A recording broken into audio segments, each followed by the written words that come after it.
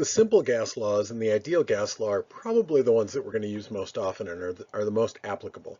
But there are a couple others that we should at least mention because they do come up in some very important contexts, especially for people who may be in a healthcare field moving forward. One of those is Dalton's law of partial pressure. So if we think about kinetic molecular theory, we said that for an ideal gas, the identity of the gas particles doesn't matter. That means that we can actually have a mixture of gases, and all that matters is how many pieces there are. It doesn't matter what the pieces are made of. Now that's really interesting for a gas, but if we have to use that gas, like in a chemical reaction, now it becomes important for us to be able to quantify how much of each piece is in there. And one of the ways we can do that is using Dalton's law of partial pressures. So if I've got a mixture of gases, the pressure that we're seeing is, again, pressure is just collision with the wall of the container. The total pressure that we observe is just the pressure due to component A plus component B plus component C, however many you need, right? So these are all referred to as partial pressures. So the partial pressure of A in this total.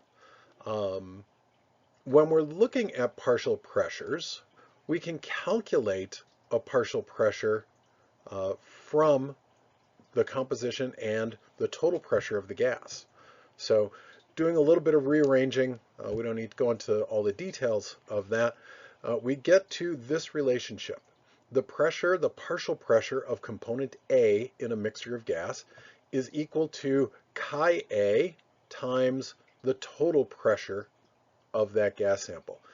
Chi A here is a concentration unit called a mole fraction. So mole fraction is exactly what it sounds like, right? So the mole fraction of A is just the moles of A divided by the total moles of the sample. We're going to come back to mole fraction and some related units real soon in the future. But for now, we can just look at this. I mean, it's really just like a percentage, right? If you multiplied this by 100, you'd call it a mole percent.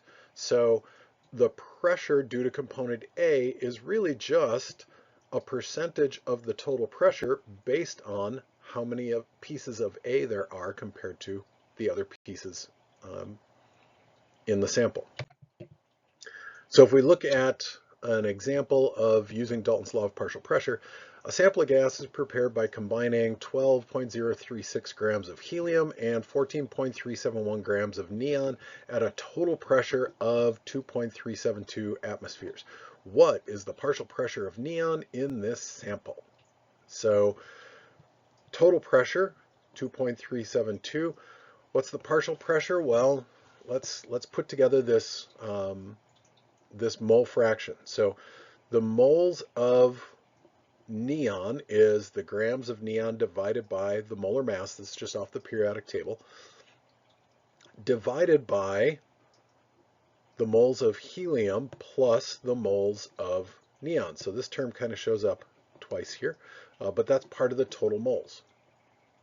So plug those all in, do all the math, and you should get that the partial pressure of neon is 0.4432 atmospheres out of this total of 2.37 atmospheres.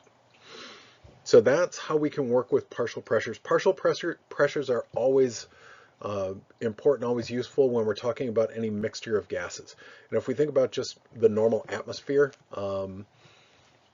it's a mixture of gases. Some of those gases, like oxygen, are really pretty important to support life. So being able to calculate a partial pressure ends up being a really useful exercise there.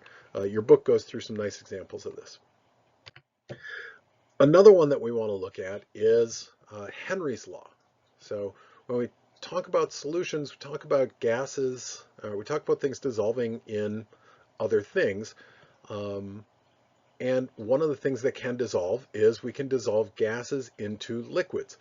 You actually do this all the time. You see this happen all the time. And the amount of gas that dissolves into a liquid depends on a bunch of things, the nature of the gas particles and the liquid particles, but it's also proportional to the partial pressure of the gas above the liquid. So that makes sense. If we think about forming a solution this way, we're pushing gas into the solvent, into the liquid. Well, the harder we push, the more gas is going to go in. Seems to make sense. So concentration is proportional to the partial pressure of the given gas. Make that proportionality an equality.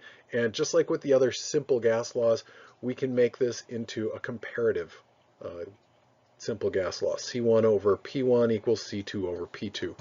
So work through example here. When the partial pressure of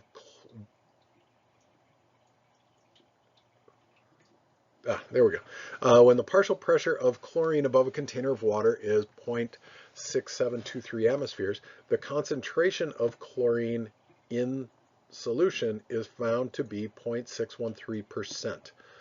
What's the concentration of chlorine if the partial pressure of chlorine is 0.2376? So it's a lower pressure, so we expect that it should be a lower percent. We're using percent here just as a concentration unit.